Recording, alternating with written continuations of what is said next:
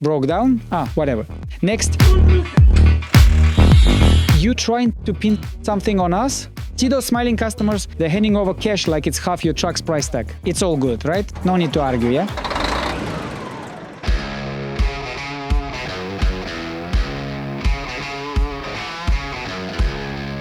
Check it out, customers are so bored, they started tossing the ball around.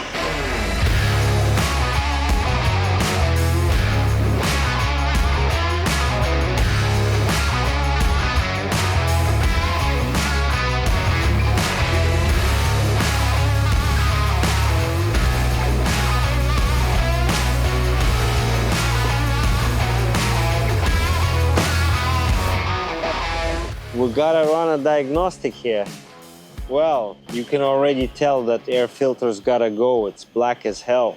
Windshield's gotta be replaced. Caught a rock, and the crack's heading toward the driver. Honestly, it really doesn't matter where the crack is on the windshield. If it's over 2 inches, that glass is no good anymore, you're gonna have to replace it. If it's just a chip or a rock, no matter what the dog guy says, it's fine. But once it's a crack, that's it. You gotta replace it. About $500 for a windshield. Sure, there are cheaper options.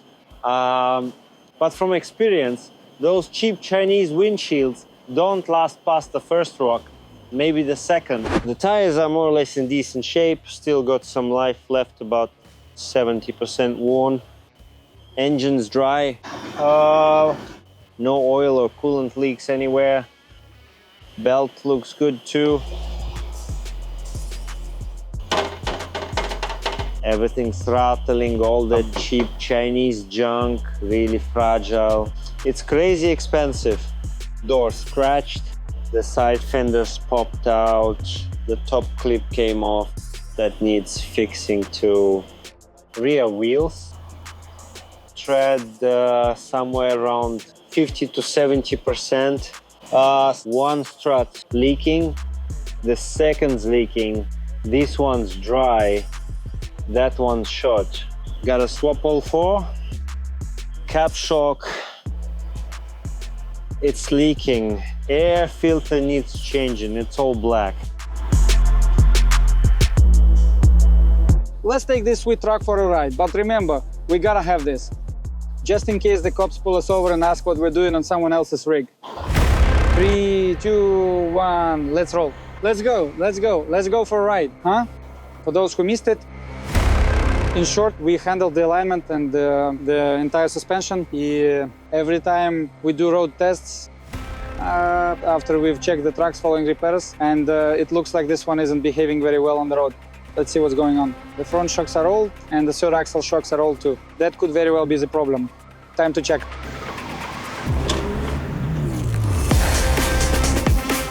Yeah, it's acting really weird.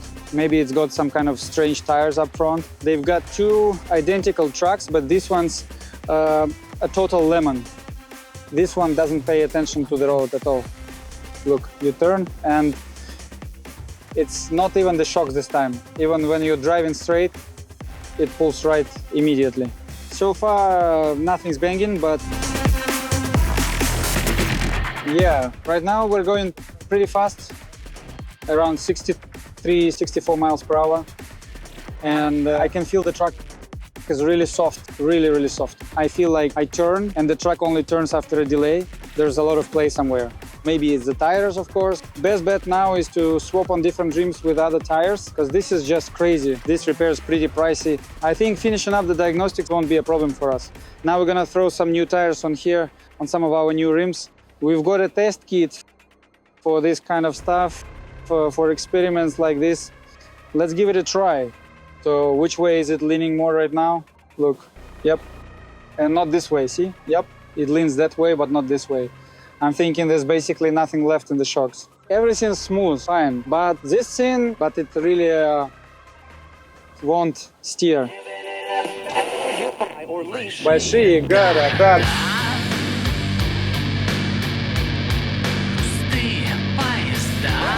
I'm convinced we've got a tire problem. I think there's some recap. or something with a really high tread, maybe some super cheap Chinese tire. It's way too soft. That's why it's handling like this on the road. Once we stop, we'll check out what's going on with the tires.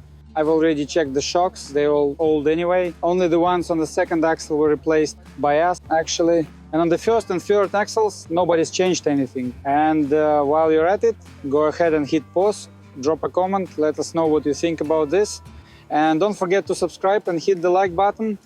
Make sure to ring the bell too, so you get notified when new videos drop. Honestly, the wind's blowing me all over. It drives fine, you know, but the gusts are just pushing me off the road. But once we've got a trailer, of course, it will drive way better. Aerodynamics will be a bit different. Right now, the wind's hitting hard head on. Wherever it blows, that's where the truck goes.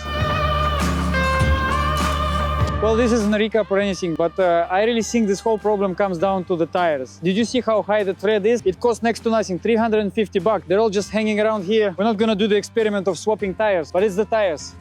The truck drives nice and smooth, just a gust of wind hit, you move, and bam, you're sliding off. All right, let it enjoy the ride. These are bushings, right? Man, they look really nice. You're gonna draw the bend, almost like that. Nah, it spins, it's fine. But this one, yeah, that's something.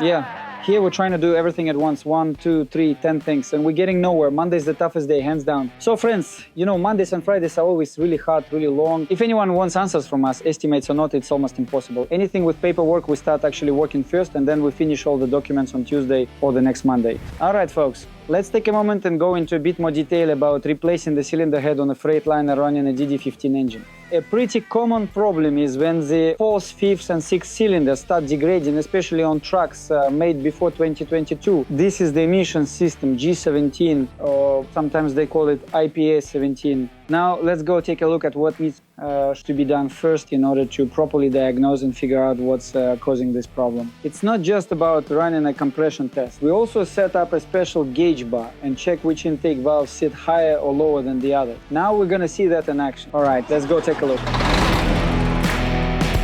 Man, why is everything so dark in here? Is this oil? Was it just changed? Why does the oil look like that? Looks like that bearing's not doing too good. By the way, this is just a regular plain old 2019 Freightliner with around 600, maybe 620, 650,000 miles on it, and the head's gone bad. Why? Because unfortunately you guys don't adjust the valves as often as the maintenance schedule says you should. So supposedly someone somewhere adjusted this a bunch of times, but let me repeat, this procedure takes exactly 4 hours. Yet the stories you guys, the clients, tell me are that it gets done in 5 minutes, and they even charge you for it, though I don't even know how. Here's a real example of a truck that came in for a head replacement. So basically they shove grease right onto the brake pad. What do you do in a situation like this? Literally had this just yesterday.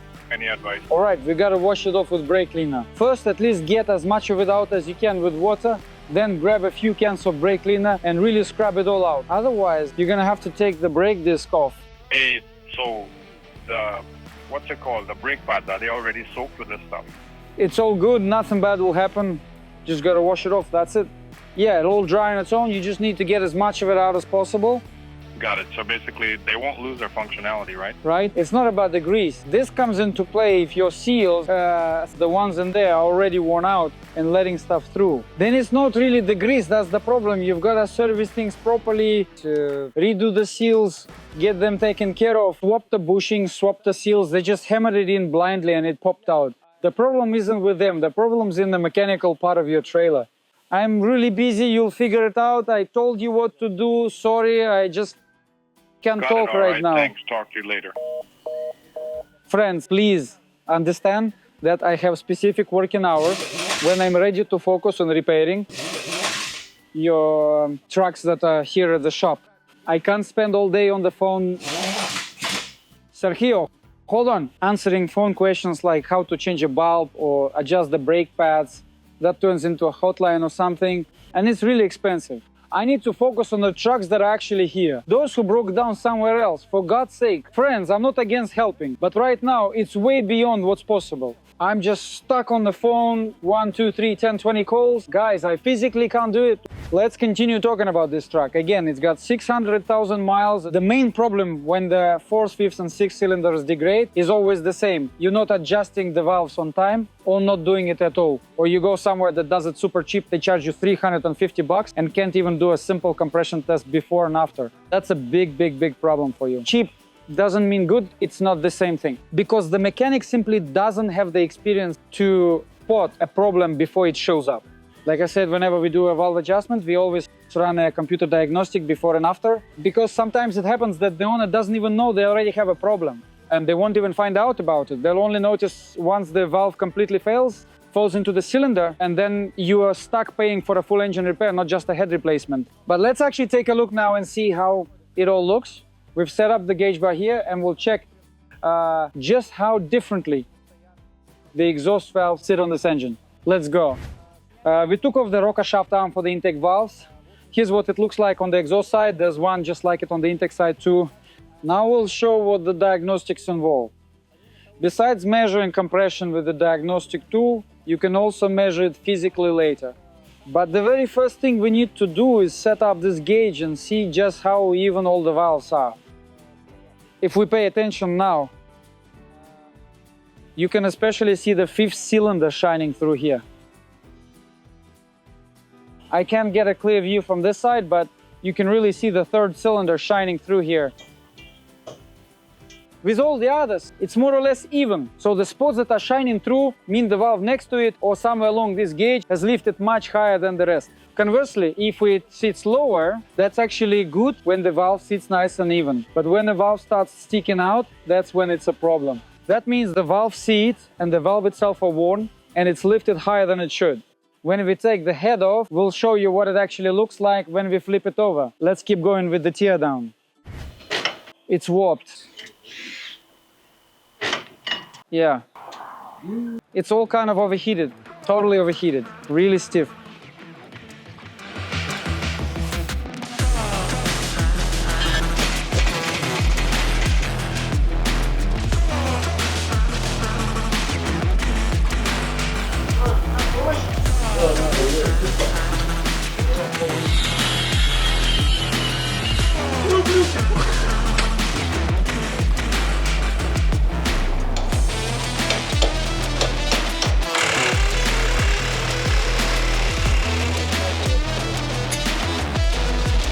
Sometimes it goes like this. Imagine how much time people and clever thinking it takes to get this done.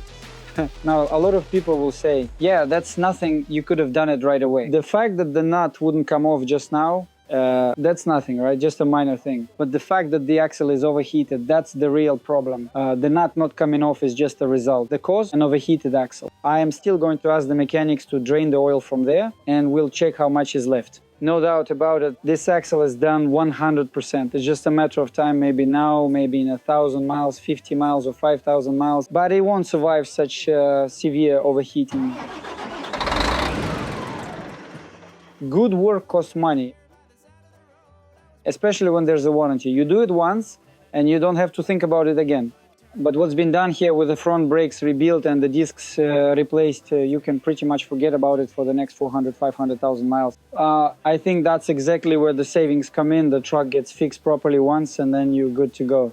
I've got another truck that just came in where they replaced the head through insurance and it wasn't done here. And apparently there's some funny business. The head in there isn't the one that should have been installed. It's supposed to be new, but it's a rebuilt one. Looks like someone tried to pull a fast one on the insurance. But now it turns out they didn't fool the insurance, they fooled themselves. They drove 200 miles and came straight to us because that other shop started freezing them out. Like, all complaints go to that shop. How it's gonna end? No one knows. Same thing here, like how they changed the oil before, what went on, why the hub burned up, and maybe why there hasn't even been any oil in there for a long time. Most likely there's barely any oil in there. We'll have to drain it and check. I guess maybe only a liter left. So they've been running that hub like this for way too long and it's just overheated. So most likely that spindle it's mounted on will just snap off and a new one will have to be fully welded on. The new shop that's coming in will probably arrive even earlier than we planned. Somewhere around Chicago?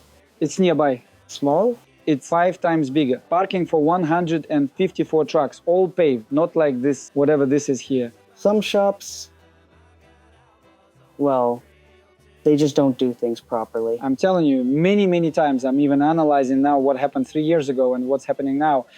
That's how many mistakes you had to make, take them, swallow them, and pay yourself for that learning, right? But many people don't do it like that. Like, it broke, so screw it. Next, you know, just like that. First of all, based on the VIN that was entered there, it wasn't actually from the truck, that's one. There was a different VIN on the telematics module. Second, according to your VIN, the last recorded mileage was 152,000 miles. So when this happened, nobody started digging further. You could actually check day by day when it stopped, right? Because for the last, I don't know, year and a half, maybe 2, the telematics probably haven't been sending anything at all.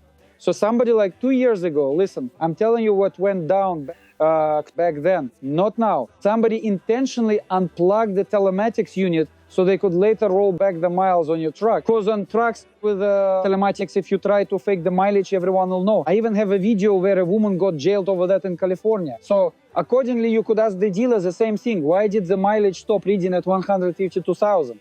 But that shouldn't even be the problem. With the electronics, there is a problem. There is an issue with the electronics. There's a module that's supposed to send the proper signal. You were running those Freightliners where you had issues with the ABS. You were driving. Everything seemed fine. Then suddenly, boom, we had to replace all the wiring everywhere. Did something change? No. Right? We just put in a completely new wire and basically solved the ABS problem. You know, physically, nothing looks damaged anywhere, but inside the control unit, in the ECU itself, in the telematics, something happened. Every now and then it would just drop signals, and that's why all the warning lights came on. We opened the ignition, and if all the wires are cut there might still be some wires left. Why cut all the wires there? If you cut the wires, it won't start. Exactly. Yeah. And it could be like that too. And what's that got to do with cut wires? Did you go and cut the wires there? No. No, over at the ignition. It's not like it's just a switch for the ignition. It's not like a BMW where you have a chip. Without the chip, the truck won't start if it doesn't see that key. Here, it's way simpler, just with the ignition key. Here, the problem is specifically related to the fact that you've got a ton of modules all connected together, all hanging on 2 buses. On another truck, the Unity 808 got cut. And now your truck is 808. When they entered it into the system, they put in a different VIN. You see, that's why there was confusion about why we're even dealing with 808 when the DF isn't there. Because in our program, this truck is marked as not being serviced for electrical issues, everything that's cut. You know, but later it turned out that it's actually a completely different VIN. Well, you had to check the paperwork, right? I was telling you to change something there, and if something wasn't there... How's that even relevant right now? I'm just thinking maybe you missed something yourself. We didn't miss anything, asshole. Let's put it this way with your brother, we're done here. He's never coming back here again in his life. Because this guy is constantly trying to pocket us everywhere. I'm basically a dealer, and thanks to my fleet, I've got full access to all the trucks that have telematics, and the same goes for all the repairs that get done. He tries to feed me some kind of story, but I go in and check exactly what's being done at the dealer, and it doesn't match a word he said. I caught him right on that. It's clear with him. Now you're trying to catch us doing something. See those smiling customers? They're handing over cash like it's half your truck's price tag. Point 29. If you did the whole thing the way it's supposed to be done, then when you call Daimler Truck Support, we all call them, they'll tell you straight up, if you're not an official dealer, you can't do it. First of all, they flagged this item for you, the one we got stuck on, number 29. It just dug in its heels and there's nothing we can do about it. On their side, through Daimler, they need to do a reactivation so that this module can be paired with your truck again. It's impossible to program the VIN number into it. So as I was trying to show you, there are a bunch of modules installed there. Same thing with the dashboard. It's not a standalone unit. All of them are tied together on the data bus through the gateway module. This module knows where each one is supposed to be. So if one of these modules on either of the 2 data buses starts shorting out, you'll get the whole Christmas tree lighting up on the dash. That's usually a sign that the module's brain is glitching and it's pulling the whole truck down. And that whole story about your truck being stolen, what they did back then is exactly this. They just put in a missing module, but they never programmed it. Then, or activated it. Everything was fine, and then suddenly a control module appeared. Maybe there's even some kind of timer built in by Daimler, I don't know, where the counter inside keeps running and running. And then boom, time to start charging money. Who knows? Nothing's lighting up, everything's fine for now. But again, I'm saying the truck isn't ready yet because we've hit the CTP control module. It's not tied to your truck and hasn't been programmed correctly. No, I know it's not your fault. Yeah, but you're wondering why it ran fine for a year and a half and now it stopped, right? Every electrical component has a certain lifespan. What we could do, we did. We wanted to do more, but you didn't wait, and now you're heading to the dealer. That's exactly where hope I explained what needs to be done next. All right, everything's fine, yeah? No need to argue, right? Okay, but call me later anyway. Let me know how it all turned out, because I need some feedback. Your truck's still under warranty. I've explained everything you need to do next, and I also told you the truck isn't ready yet. While we were here, nothing else lit up. Now we're just heading to the dealer, the one I told you about. For the work we did on your truck, I said, we completed a certain amount of work and ran into this issue that still needs to be fixed. Friends, you probably were following the whole conversation when we said the truck wasn't ready. I made that clear. While the truck was here, nothing else lit up. In the end, the client takes the truck with complaints, asking why they paid so much. You can judge my conversation with the client yourself. I explained everything step by step, what needs to be done next. Either we wait for the engineer's response or she goes straight to the dealer since the truck's under warranty. But she decided to take it and drive on. Sometimes this happens, we don't understand each other, or they expect more from us than anyone else. Now let's see who else is here. I just wanted to check something. I was about to change the oil. And then we found metal shavings on the dipstick. Metal shavings. You can't find metal shavings on the dipstick. Metal shavings don't stick there. You need to check that metal dust in the oil filters. I looked at it. It's really metal, right? I picked up one piece of the shavings in my hand. Where could that even come from? The dipstick itself doesn't reach the bottom, you know? If there's any metal dust from the bearings, it'll be sitting right at the bottom. You need to get a proper shop that can double check this work. Doesn't have to be me, maybe there's someone closer. But if you're nearby, come on by, we'll take a look. Thanks, all right, bye-bye. A lot of shop managers need to understand that this stuff is complicated, especially when you put your heart into it and every now and then someone just wants to mess with you. Alright friends, the day is finally coming to an end. Don't forget to hit those likes, drop a comment somewhere, subscribe. Have a great evening and we'll see you back at the shop. Bye-bye! Я поспорил, что я сдохну от инсульта или от инфаркта, стопудово. Ну что спорить? И все равно нахуй ничего не отдам, сука. А чё он у тебя, кстати, не горизонтально стоит? Я криво, да, я тоже так буду стоять, так что под камеру. Значит, так мы теперь снимаем, да? Блять, я ничего не успеваю. Ой, это все снимает. Это сволочь.